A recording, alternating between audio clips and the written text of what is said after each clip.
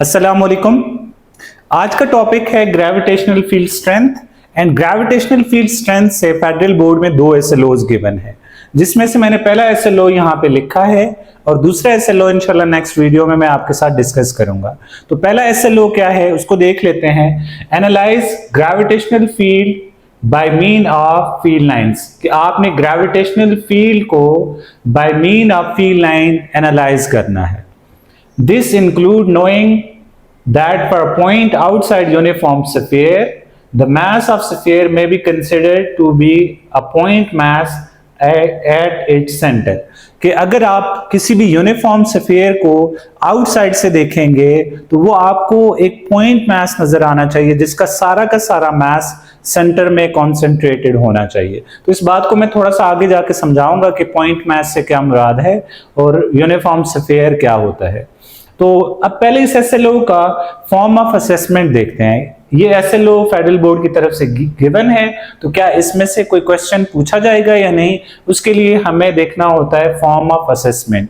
अब यहां पे नजर आ रहा है कि फॉर्म ऑफ असेसमेंट इसकी सबमिटिव है। सबमिटिव होने का मतलब इसमें से डेफिनेटली क्वेश्चंस पूछे जाएंगे। अगर क्वेश्चंस पूछे जाएंगे तो कौन से लेवल के क्वेश्चंस पूछे जाएंगे, तो उसके लिए हमें कॉग्निटिव डोमेन देखनी होगी। तो इसकी कॉग्निटिव डोमेन है एप्लीकेशन। इट्स मीन यहां से एप्लीकेशन लेवल के क्वेश्चंस पूछे जाएंगे।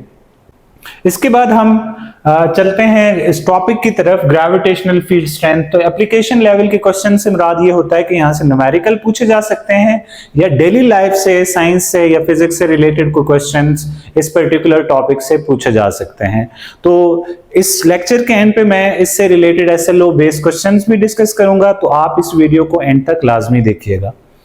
तो अब एसएलओ में मौजूद जो टर्मिनोलॉजीज हैं उनको समझने की कोशिश करते हैं। सबसे पहले यहाँ पे लिखा हुआ है ग्रेविटेशनल फील्ड। ग्रेविटेशनल फील्ड को समझना हमारे लिए जरूरी है। जैसा कि आपने फर्स्ट ईयर में इलेक्ट्रिक फील्ड, मैग्नेटिक फील्ड का कॉन्सेप्ट आपने सीखा हुआ है। इलेक्ट्रिक फील्ड क्या होती थी? किसी भी चार्ज के गिर्द वो रीजन ऑफ स्पेस जहां पे कोई दूसरा चार्ज फोर्स ऑफ अट्रैक्शन या रिपल्शन फील करता था, उस रीजन ऑफ स्पेस को इलेक्ट्रिक फील्ड कहा जाता था। सिमिलरली मैग्नेटिक फील्ड क्या है? मैग्नेट के गिर्द वो रीजन ऑफ स्पेस जहां पे कोई दूसरा मैग्नेट फोर्स ऑफ अट्रैक्शन या रिपल्शन फील करे, उस रीजन ऑफ स्पेस को मैग्नेटिक फील्ड कहा जाता है। सिमिलरली ग्रेविटेशनल फील्ड भी है। ग्रेविटेशनल फील्ड क्या है? किसी भी मास के गिर्द वो रीजन ऑफ स्पेस जहां पे कोई दूसरा मास फोर्स ऑफ अट्रैक्शन या जहां पे कोई दूसरा mass force of attraction feel करे, उस रीजन ऑफ स्पेस को क्या कहा जाता है?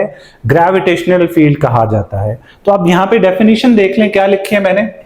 The region around a massive object where some other mass feel force of attraction is known as gravitational field. किसी भी मास के गिर्द, लेट्स सपोज ये हमारे पास कोई एक मास है, इस मास के गिर्द वो रीजन ऑफ स्पेस जहां पे कोई दूसरा mass force of attraction feel करेगा, उस रीजन ऑफ स्पेस को ग्रेविटेशनल फील्ड कहा जाएगा। लेट्स सपोज ये कोई भी मास है हमारे पास और यहाँ पे मैंने एक टाइनी मास रखा हुआ है। ये टाइनी मास इस फील्ड से बाहर है, इट्स मीन ये मास इस पे कोई फोर्स ऑफ अट्रैक्शन नहीं लगा रहा। जैसे ही इस मास को यहाँ पे लेके आएंगे तो अभी ये मास क्या कर रहा है? ये मास और ये मास एक दूसरे पे फोर्स लगा रहे होंगे, क्योंकि ये मास हैवी है तो ये मास इसको अपनी तरफ अट्रैक्ट करेगा। इट्स मीन ये मास जो है स्मॉल m, ये इसकी फील्ड के अंदर मौजूद है। तो ये जो फील्ड, ये रीजन है जिसके अंदर कोई दूसरा mass force of attraction feel करेगा, उस रीजन को क्या कहा जाता है? ग्रेविटेशनल फील्ड कहा जाता है। जो ग्रेविटेशनल फील्ड होती है ये असल में इंफिनिटी तक जाती है। ग्रेविटेशनल फील्ड कहां तक जाती है? ये बहुत ज्यादा लॉन्ग रेंज है। ये इसकी जो फील्ड है तकरीबन इंफिनिटी तक आप कह सकते हैं कि इसकी फील्ड होती है। लेकिन हम किसी भी मास के गिर्द वो रीजन ले लेते हैं जहां पे ये फोर्स सिग्निफिकेंट हो, मतलब यहाँ पे फोर्स है लेकिन यहाँ पे नेग्लेजिबल है, लेकिन इस रीजन के अंदर फोर्स क्या है? सिग्निफिकेंट है। ये मास इधर को अट्रैक्ट हो जाएगा। अगर मास कहीं पे भी हो, इन्फिनिट फील्ड होने का मतलब ये मास कहीं पे भी हो तो ये मास उसको अपनी तरफ अट्रैक्ट करेगा। तो ग्रेविटेशनल फील्ड लॉन्ग रेंज है और ये कहां तक एक्सटेंड होती है? इंफिनिटी तक होती है। लेकिन इसकी जो फील्ड स्ट्रेंथ है इस रीजन के अंदर सिग्निफिकेंट है, जो हमने यहाँ पे बाउंड्री ड्रॉ की है फॉर दिस पर्टिकुलर मास। और एक चीज और याद रखिएगा, जो फील्ड होती है हमेशा उन फोर्सेस के साथ एसोसिएटेड होती है जो नॉन कॉन्टैक्ट फोर्सेस होती हैं। जैसे ग्रेविटेशनल फोर्स एक नॉन कॉन्टैक्ट फोर्स है, जैसे ये मार्कर एक मास है, जमीन भी एक मास है, ये दो मासेस एक दूसरे को अट्रैक्ट करते हैं, हालांकि इनके दरमियान में कोई फिजिकल कॉन्टैक्ट मौजूद नहीं है। तो इसमें जो फील्ड का कॉन्सेप्ट है हमेशा उन फोर्सेस के साथ एसोसिएटेड होगा जो नॉन कॉन्टैक्ट फोर्स होगी। तो ग्रेविटेशनल फोर्स भी नॉन कॉन्टैक्ट फोर्स है, उस वजह से इसके साथ क्या है, ग्रेविटेशनल फील्ड का कॉन्सेप्ट मौजूद है। अब हम बात कर लेते हैं ग्रेविटेशनल फील्ड लाइंस की, कि ग्रेविटेशनल फील्ड लाइंस क्या होती हैं। तो सबसे पहले लेट्स सपोज ये एक मास है, ये एक मास है और इस मास को यहां पे रखा है हमने, और सपोज ये एक पॉइंट मास है। यहां पे एक वर्ड और भी यूज हुआ है, पॉइंट मास। पॉइंट मास क्या होता है? लेट्स सपोज ये एक मास है, इसको अगर, चलो मैं दो मासेस ले लेता हूं, लेट्स सपोज ये दो मासेस हैं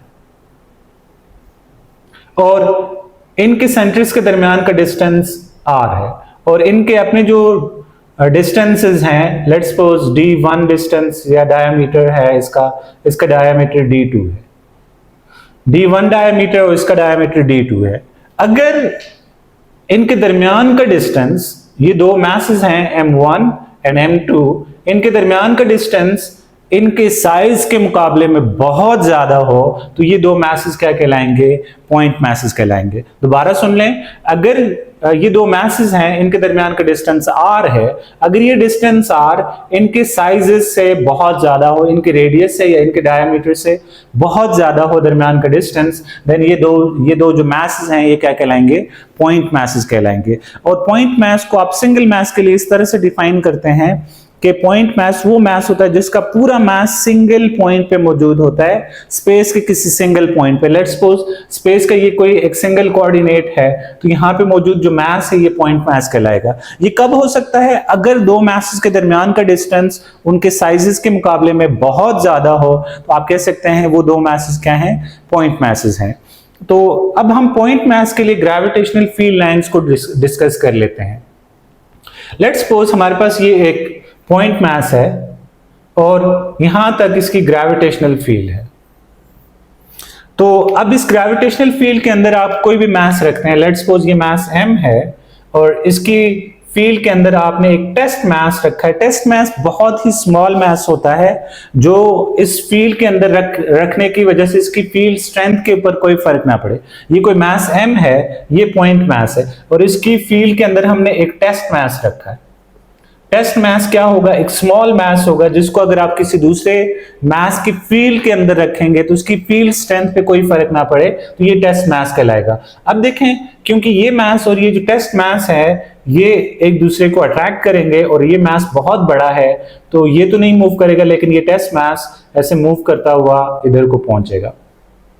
सिमिलरली अगर आप टेस्ट मास को यहां पे रखते हैं तो ये टेस्ट मास मूव करके इधर को पहुंचेगा। यहां पे रखते हैं तो इस डायरेक्शन में मूव करेगा, यहां पे रखते हैं तो इस डायरेक्शन में मूव करेगा, यहां पे रखते हैं तो इस डायरेक्शन में मूव करेगा, यहां पे रखेंगे इधर को मूव करेगा, यहां पे रखेंगे इधर को मूव करेगा, यहां पे रखेंगे तो इस डायरेक्शन में मूव करेगा।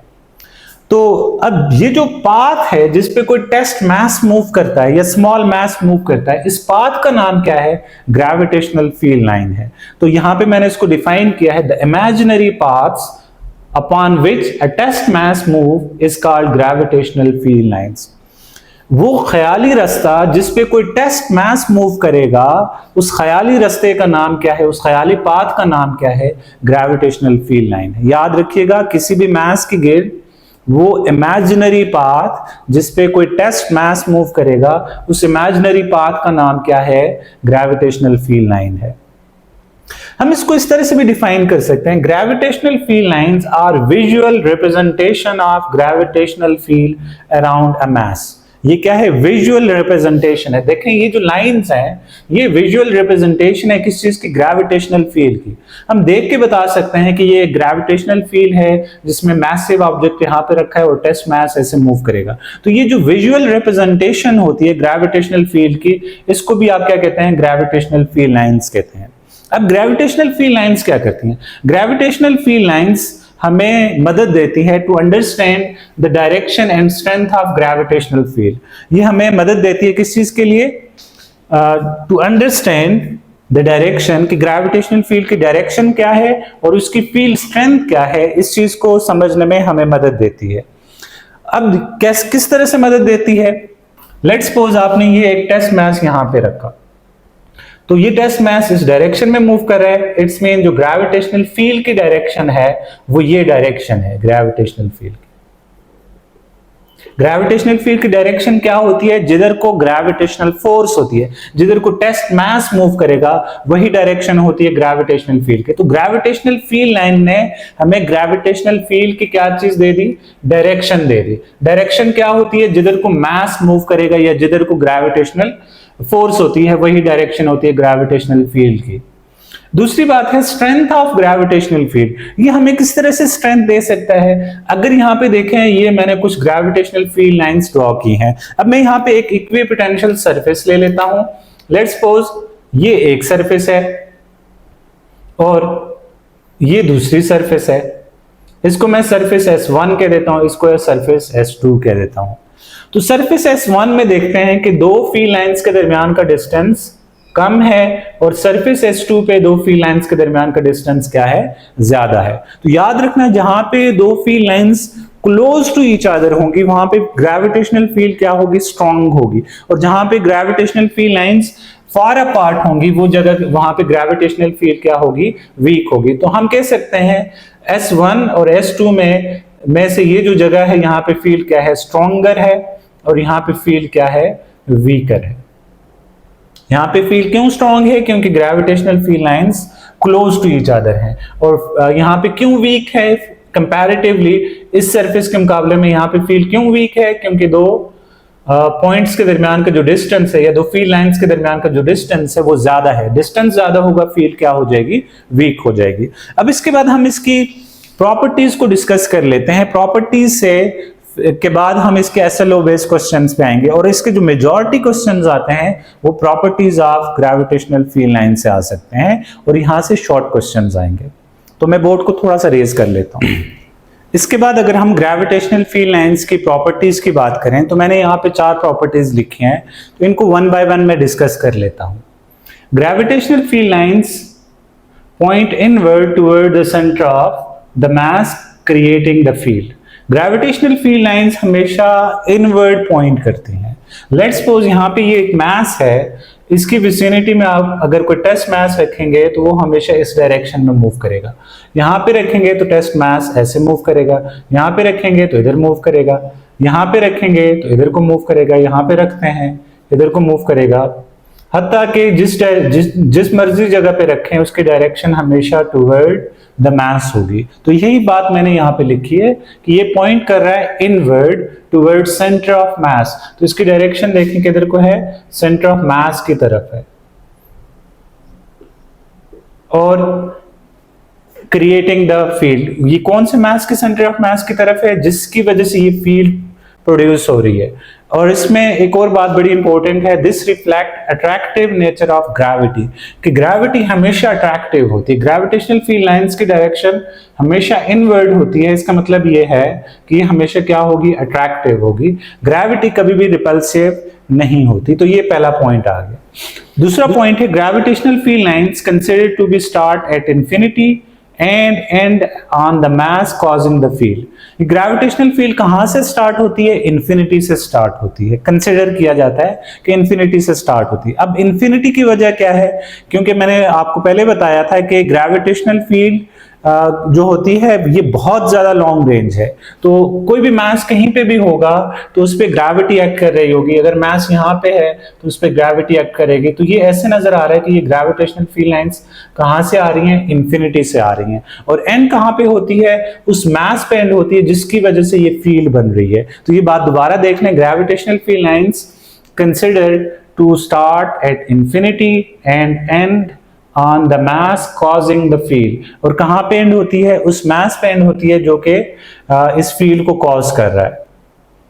तीसरा पॉइंट है gravitational field lines never cross because the gravitational force at any point has a unique direction. Gravitational field lines electric field lines, magnetic field lines की तरह कभी भी एक दूसरे को इंटरसेक्ट नहीं कर सकती। ग्रेविटेशनल फील्ड लाइंस भी इंटरसेक्ट नहीं करती, जैसे इलेक्ट्रिक फील्ड लाइंस इंटरसेक्ट नहीं करती थी, मैग्नेटिक फील्ड लाइंस इंटरसेक्ट नहीं करती थी, तो ग्रेविटेशनल फील्ड लाइंस भी कभी भी इंटरसेक्ट नहीं करती। इसकी वजह क्या है? देखिए, अगर कहीं पे ग्रेविटेशनल फील्ड लाइंस इंटरसेक्ट करती हैं तो इसका मतलब ये होगा at the point of intersection, let's suppose ये एक ग्रेविटेशनल फील्ड है, ये दूसरी ग्रेविटेशनल फील्ड है, यहां पे इनका इंटरसेक्शन आ गया। अब देखें इस पॉइंट पे इस ग्रेविटेशनल फील्ड की डायरेक्शन ये है, इस पॉइंट पे इस ग्रेविटेशनल फील्ड की डायरेक्शन ये है, तो देखें इस पॉइंट सिंगल पॉइंट पे ग्रेविटेशनल फील्ड की एक डायरेक्शन होनी चाहिए। अगर ये एक दूसरे को क्रॉस करेंगे इसमें इसकी मल्टीपल डायरेक्शन हो गई, तो जो कि पॉसिबल नहीं है। इसी वजह से ग्रेविटेशनल फील्ड लाइंस कभी भी एक दूसरे को इंटरसेक्ट नहीं कर सकती। क्यों? क्योंकि इनकी हमेशा एक यूनिक डायरेक्शन होती है। ग्रेविटेशनल फील्ड लाइंस की यूनिक डायरेक्शन होती है, इस वजह से ये कभी भी एक दूसरे को इंटरसेक्ट नहीं करती। चौथा पॉइंट बड़ा इंपॉर्टेंट पॉइंट है, closer lines represent a stronger field while further apart lines indicate a weaker force. अगर ग्रेविटेशनल फील्ड लाइंस क्लोज हैं, जैसे इस सरफेस के अंदर ग्रेविटेशनल फील्ड लाइंस देखें एक दूसरे से करीब हैं बनिस्बत इस सरफेस के जहां पे ग्रेविटेशनल फील्ड लाइंस एक दूसरे से दूर हैं। जहां पे ग्रेविटेशनल फील्ड लाइंस एक दूसरे से दूर होंगी वहां पे फील्ड क्या हो जाएगी? वीक होगी, और जहां पे ये एक दूसरे से करीब हैं वहां पे फील्ड क्या होगी? स्ट्रॉन्ग होगी। तो यही बात बड़ी इंपॉर्टेंट है कि जहां पे field lines close to each other होंगे वहां पे फील्ड स्ट्रॉन्गर होगी, जहां पे फील्ड लाइंस एक दूसरे से दूर होंगी वहां पे फील्ड वीक होगी। तो ये पॉइंट बड़ा इंपॉर्टेंट है। अब हम इसके बाद ग्रेविटेशनल फील्ड लाइन से रिलेटेड कुछ ऐसे लो बेस क्वेश्चंस को डिस्कस करते हैं। उसके लिए मैं बोर्ड को रेज कर लेता हूं। इसके बाद कुछ ऐसे लो बेस क्वेश्चंस को डिस्कस कर लेते हैं। तो पहला क्वेश्चन मैंने यहाँ पे लिखा है, ये ग्रेविटेशनल फील्ड लाइन से रिलेटेड है। तो पहला क्वेश्चन है, why do gravitational field lines never cross each other? Gravitational field lines कभी भी एक दूसरे को क्रॉस नहीं करती, क्यों? What would it mean physically if they did? अगर वो एक दूसरे को क्रॉस कर लेती हैं तो इसका क्या मतलब होगा? तो देखें, जैसे कि पहले मैंने प्रॉपर्टीज में बताया कि ग्रेविटेशनल फील्ड लाइंस कभी भी एक दूसरे को इंटरसेक्ट नहीं कर सकती। अगर ये ग्रेविटेशनल फील्ड लाइंस हमेशा डायरेक्शन और फील्ड स्ट्रेंथ बताती है।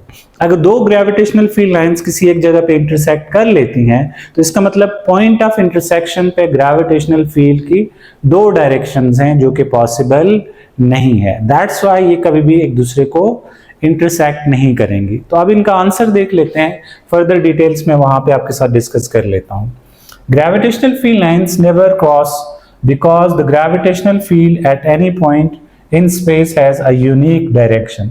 Gravitational field lines कभी भी एक दूसरे को intersect नहीं करेंगी, क्यों? At any point in space has a unique direction, कि gravitational field में की जो space में हमेशा एक unique direction होती है। A test mass placed at that point would experience a force in only one direction. अगर आप उस पॉइंट पे किसी भी पॉइंट पे अगर आप ग्रेविटेशनल फील्ड के किसी एक पॉइंट पे कोई टेस्ट मास रखते हैं, फॉर एग्जांपल ये एक मास है, इसके गिर्द आपने ये एक टेस्ट मास रखा, तो इस पे जो फोर्स होगी उसकी डायरेक्शन एक ही होनी चाहिए।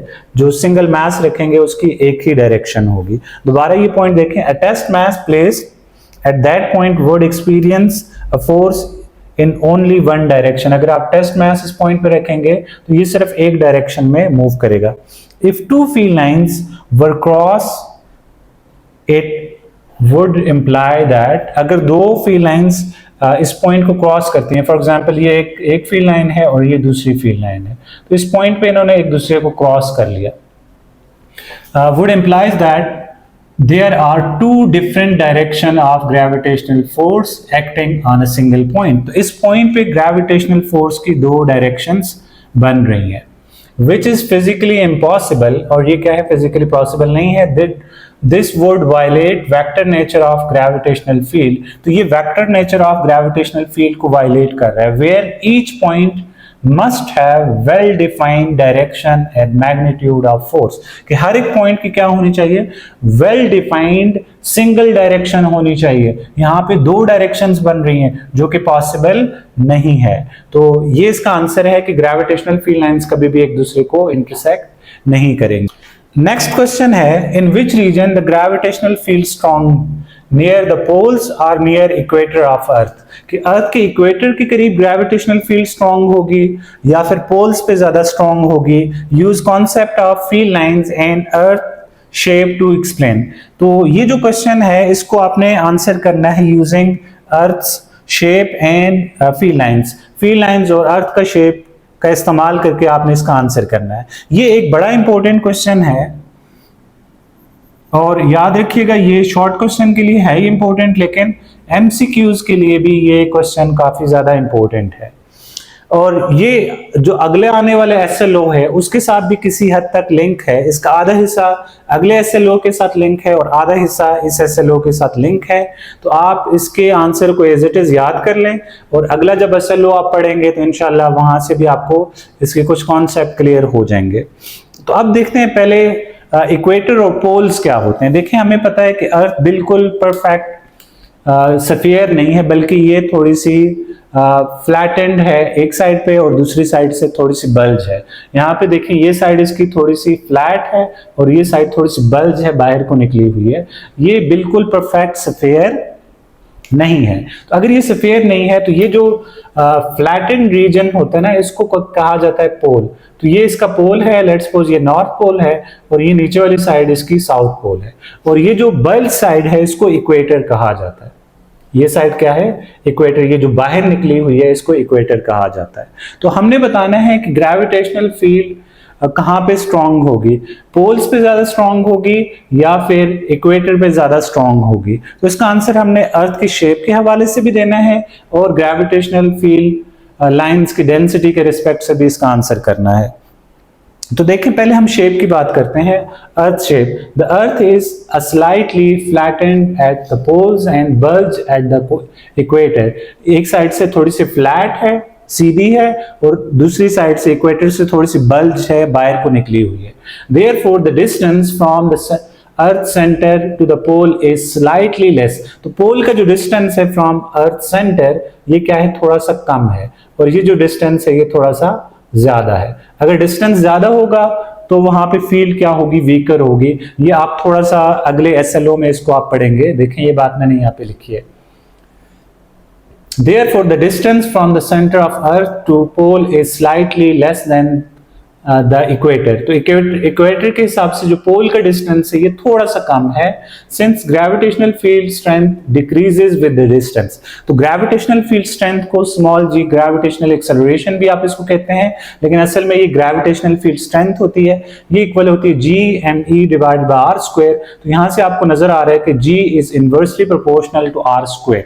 तो जो डिस्टेंस जितना ज्यादा होगा g की वैल्यू उतनी कम होगी। यही बात यहाँ पे लिखी है। Since gravitational field strength decreases with the distance. तो ग्रेविटेशनल फील्ड स्ट्रेंथ डिक्रीज होती है डिस्टेंस के रिस्पेक्ट से। अब यहाँ पे डिस्टेंस कम है तो यहाँ पे फील्ड क्या होगी, स्ट्रांग होगी। तो पोल पे ग्रेविटेशनल फील्ड स्ट्रांग होगी इस एक्सप्लेनेशन के मुताबिक। So gravity is strong at the poles. तो ग्रेविटी पोल्स पे क्या होगी, स्ट्रांग होगी। यहाँ पे इसकी इक्वेटर पे इसकी वैल्यू कम होगी। तो अगर आपसे एमसीक्यू में पूछा जाए कि जी कहां पे ज्यादा है, जी की वैल्यू कहां पे ज्यादा है, तो आपने कहना है पोल्स पे जी की वैल्यू ज्यादा है और इक्वेटर पे जी की वैल्यू क्या है, कम है। ग्रेविटेशनल एक्सेलरेशन जी की वैल्यू, और यही आपके पास ग्रेविटेशनल फील्ड स्ट्रेंथ भी है। अब हम इसके बाद फील्ड लाइंस डेंसिटी से हम इसको आंसर करने की कोशिश करते हैं। If we were to draw gravitational field lines around the earth, अगर हमें gravitational field lines around the earth draw करने को कहा जाए, they would be denser near the poles। तो ये gravitational field lines denser होंगी कहाँ पे, poles पे। poles पे gravitational field lines एक दूसरे के करीब होंगे। जहाँ पे gravitational field lines एक दूसरे के करीब हों वहां पे फील्ड क्या होती है, वहां पे फील्ड स्ट्रॉन्ग होती है। और जहाँ पे फील्ड लाइंस एक दूसरे से दूर होंगी वहां पे फील्ड क्या होगी, वीकर होगी। तो यही वजह है कि पोल्स पे ग्रेविटेशनल फील्ड लाइंस एक दूसरे से करीब है, तो यहाँ पे ग्रेविटेशनल फील्ड क्या होगी, स्ट्रांग होगी, और इक्वेटर पे gravitational field lines far apart from each other है, तो यहाँ पे फील्ड क्या होगी, वीकर होगी। देखें, they would be denser near the poles and more spread out near the equator, indicating a stronger field at the poles। तो इसकी वजह से क्या होता है, स्ट्रॉन्गर फील्ड मिलती है आपको कहाँ पे, पोल्स पे, और वीकर फोर्स फील्ड मिलती है नियर द इक्वेटर्स। तो होप सो आपने ये क्वेश्चंस भी समझ लिए होंगे। इस तरह के और भी क्वेश्चंस बन सकते हैं, तो आप उनको जरा खुद ट्राई करें। जितनी भी मैंने यहाँ पे प्रॉपर्टीज लिखी हैं, इनसे रिलेटेड कोई भी SLO बेस्ड क्वेश्चन इस तरह से आ सकता है, तो आप उनको ट्राई कीजिएगा। ये जो आपका आज का जो टॉपिक था, ये कंपैरेटिवली शॉर्ट क्वेश्चन के लिए इंपॉर्टेंट है, और इसमें से एप्लीकेशन लेवल के शॉर्ट क्वेश्चंस आ सकते हैं, जैसे कि मैंने यहाँ पे आपको लिखवाए हैं। उम्मीद है आपने ये लेक्चर यहाँ तक समझ लिया होगा। अगले लेक्चर तक अल्लाह हाफिज।